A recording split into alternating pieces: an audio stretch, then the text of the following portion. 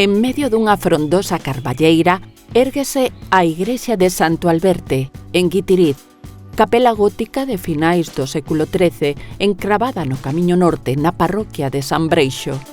O monumento chegamos seguindo a ruta xacobea ao cruzar a ponte medieval baixo a que discorre o río Parga.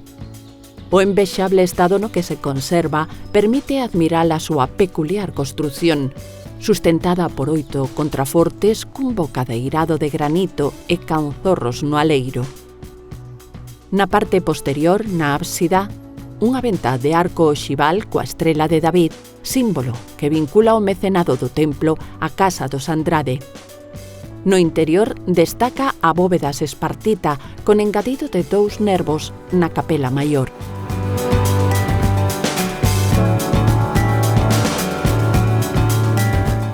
A imaxe de Santo Alberte, de estilo gótico, é do século XIII.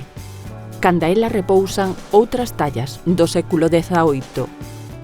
Onde a igrexa consérvase a coñecida como Fonte da Fala. Dos canos do manancial labrado en cantería saen augas ferruxinosas ás que a tradición popular atribúe poderes de curación.